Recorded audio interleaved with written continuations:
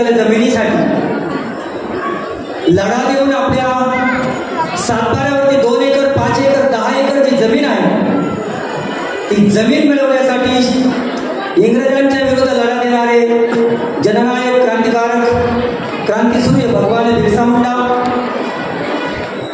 स्वराज्यामध्ये सुराज्य निर्माण करणारे महाराष्ट्राचे आराध्य दैवत छत्रपती शिवाजी महाराज आज आपण ताठ मानेने या ठिकाणी बोलू शकतो तो अधिकार प्राप्त करून देणारे डॉक्टर बाबासाहेब आंबेडकर, क्रांतीसूर्य महात्मा फुले, सर्व ज्ञात अज्ञात क्रांतिकारकांना महापुरुषांना मी या ठिकाणी वंदन करून माझ्या छोट्याशा भाषणाला सुरुवात करतो.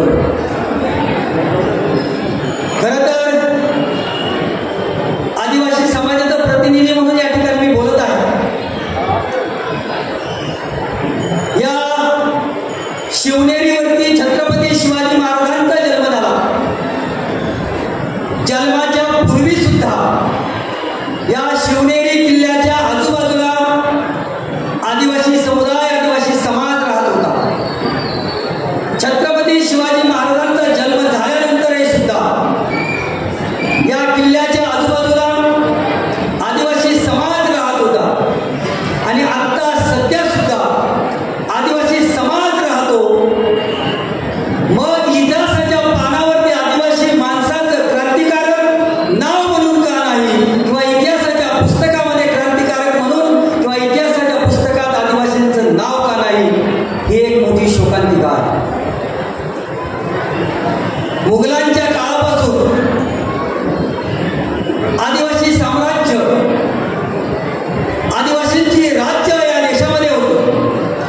त्यामध्ये गौडांचं राज्य असेल, भिल्लांचं राज्य असेल आणि आपल्या सर्वांना माहिती असणारं जे महादेव कोळ्यांचं राज्य होतं ते म्हणजे जव्हारमध्ये मुकण्यांचं राज्य होतं. तेही 1306 पासून होतं. त्याचाही इतिहास मात्र कुठल्या पुस्तकात आला नाही. काय झालं यामुळे? तर आदिवासी समाज आणि आदिवासी समाजाचे क्रांतिकारक हे फक्त आणि फक्त नावापुरतेच राहिले, इतिहासामध्ये कुठे आले नाही. कारण लढणारे हात जरी आपले होते तरी मात्र लिहिणारे हात हे दुसऱ्यांचे होते. त्यामुळे हा इतिहास दडपला गेला. साहेब 15 ऑगस्ट 1947 ला भारत देश स्वतंत्र झाला.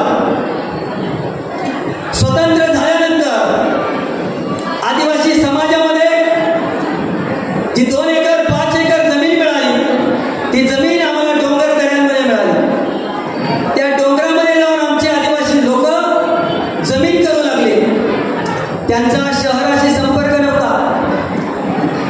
त्यांची बोली भाषा वेगळी होती. त्यांना सोयी सुविधा मिळत नव्हत्या. आणि हे समजल्यानंतर आंतरराष्ट्रीय जी संघटना आहे युनायटेड नेशन ऑर्गनायझेशन, या संघटनेनं 1994 मध्ये असं ठरवलं की आदिवासी समाजाला जर प्रस्थापित समाजाच्या बरोबर आणायचं असेल, त्यांच्या प्रवाहामध्ये आणायचं असेल, तर आपल्याला त्यांच्यासाठी काहीतरी निर्णय घ्यावे लागतात. म्हणून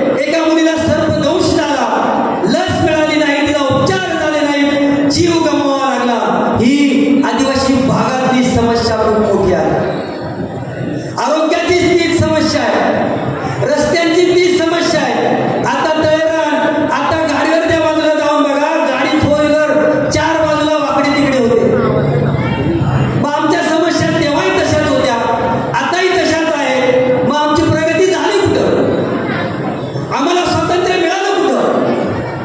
हा सगळ्या तरुणांमधून आणि सगळ्या समाजामधून सवाल आपल्यासाठी सगळ्यांसाठी उत्पन्न होत आहे. आदिवासी विचार मंच बिरसा ब्रिगेड प्रत्येक गावात जाऊन लोकांना प्रशिक्षित करते, प्रत्येक लोकांचं म्हणणं ऐकून घेते आणि ऐकून घेतल्यानंतर सर्व लोकांमधून एक मोठा आवाज या ठिकाणी निघालेला आहे. तो आवाज आपल्याकडून मी सांगणार.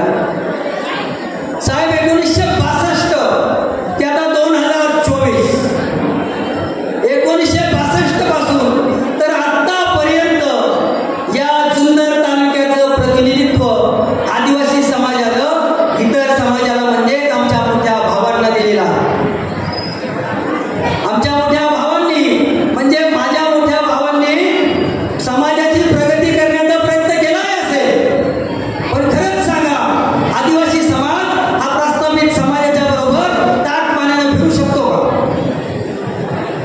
त्यांच्याबरोबर ताट पाण्यानं चालू शकतो का? तर नाही, हाच प्रश्न आहे. या ठिकाणी नाही होत आहे. माझा आवाज पोचतोय ना सगळ्यांना? आवाज पोचतोय का? मुद्दामून म्हणतोय मी, कारण शासकीय आश्रमशाळेमध्ये जो आयांचा प्रकार झाला, त्या आयांच्या प्रकरणामध्ये आवाज उठवण्याचं काम तरुणांनी केलं, पण त्या तरुणांचा आवाज दाबण्यासाठी नको नको त्या यंत्रणा कार्यान्वित करण्यात आल्या. म्हणून मुद्दामून ते माझा आवाज पोचतोय का? तरुणांचे आवाज दडपले जात आहे. तरुण शिकले, त्यांना समजतंय माझ्या आदिवासी समाजाचं मरण होत आहे. परवाच्याच दिवशी मुंबईमध्ये आदरणीय झिरवाळ साहेब असतील, डॉक्टर लहामटे साहेब असतील, आमदारांची बैठक झाली. बोगसांचा प्रश्न त्या ठिकाणी होता. त्या ठिकाणी मात्र महादेव कुळांचा एकच आमदार होता, डॉक्टर लहामटे. त्याला बोलू दिलं नाही, झिरवाळ साहेबांना बोलू दिलं नाही, त्यांना शिव्या देण्यात आल्या. मग आपली माणसं कुठं आहे? आपण ज्यांना निवडून देतो ते कुठं आहे? हा सवाल आहे. त्यांनी आदिवासींसाठी भांडलं पाहिजे. आदिवासींसाठी आदिवासींचे प्रश्न घेऊन विधानसभेत त्यांनी उठाव केला पाहिजे, तरच आदिवासी समाज त्यांची वाहवा करेल. खरं तर 1962 पासून आतापर्यंत तब्बल 64 वर्ष आपण इतर समाजाला सत्ता देतोय. तिकडून सांगायचं ना आपण मतदान करायचं, तिकडून सांगायचं आणि आपण मतदान करायचं. साहेब हात जोडून विनंती आहे, समाजामध्ये फिरत असताना, प्रत्येक गावात जात असताना समाजामधून आलेला हा प्रश्न आहे की जर आपण मोठ्या भावाला आपण प्रतिनिधित्व देत असू, तर घरामध्ये 2 भाव असतील तर लहान्या भावाला प्रतिनिधित्व कधीतरी मिळालं पाहिजे. लहान भावाला सुद्धा कधी प्रतिनिधित्व मिळायला पाहिजे, अशी आपली मोठ्या मनानं भावना तयार व्हायला पाहिजे. असा या स्टेजवरून माझा सवाल आहे. 64 वर्षामध्ये फक्त 2 वर्ष निसर्गवासी आदरणीय